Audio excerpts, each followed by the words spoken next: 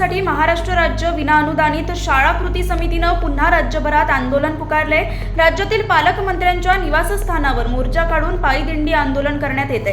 याच पार्श्वभूमीवर आज कोल्हापुरात देखील ऐतिहासिक दसरा चौकातून शिक्षकांच्या पायी दिंडीला सुरुवात करण्यात आली आहे। पालकमंत्री प्रकाश आंबेडकर यांच्या निवासस्थानावर हा शिक्षकांचा मोर्चा धडकणार आहे। राज्यातील 50,000 शिक्षकांना 14 ऑक्टोबर 2024च्या शासन निर्णयानुसार वाढीव टप्पा अनुदान मिळावं आणि संच मान्यतेचा शासन निर्णय रद्द करावा या प्रमुख मागण्यांसाठी या शिक्षकांनी एल्गार पुकारलाय।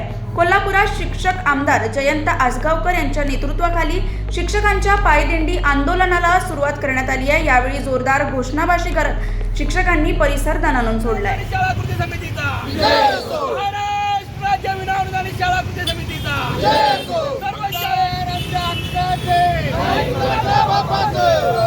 मोर्चा करताय काय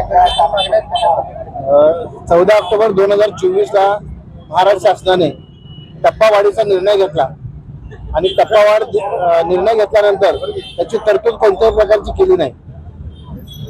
गेले 75 मागच्या ऑगस्टमध्ये 75 दिवस सलग आंदोलन केले, त्यावेळी जी आर काढला आणि काढल्यानंतर ही तरतूद केली नाही।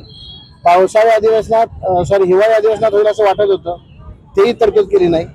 आर्थिक बजेट मार्च मध्ये जे होतं त्याच्यामध्ये सुद्धा तरतूद केलेली नाही। नाईलाजास्तव महाराष्ट्रामध्ये प्रत्येक पालकमंत्र्यांच्या दारात आम्ही पायदिंडीने जात आहोत आणि त्या ठिकाणी निवेदन देणार आहोत की 14 ऑक्टोबर 2024च्या शासन निर्णयाची अंमलबजावणी करा आणि येणाऱ्या पावसाळी अधिवेशनामध्ये त्याची निधीची तरतूद करा।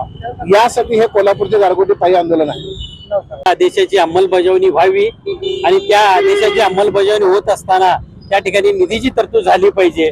खऱ्या अर्थानं 1 जून 2024 पासून यांना 20% हा टप्पा वाढ झालेला आहे आणि हा मंत्रिमंडळात झालेला निर्णय आहे।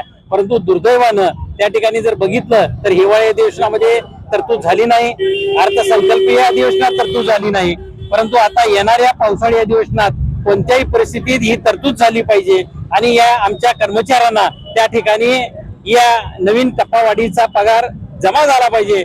यासाठीच खऱ्या अर्थानं शासनाला जाग आणण्यासाठी हा पदयात्रा या ठिकाणी आयोजित केली गेलेली आहे।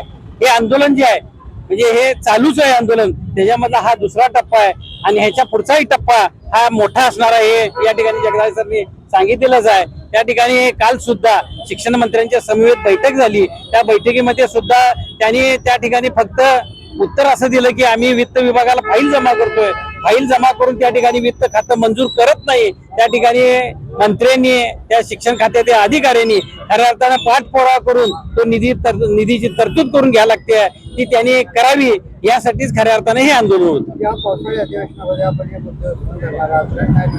या पावसाळी अधिवेशनामध्ये त्या ठिकाणी नक्की आपण या टप्पावाढीचा जो प्रश्न आहे हाच खऱ्या अर्थानं उचलून धरणार आहोत।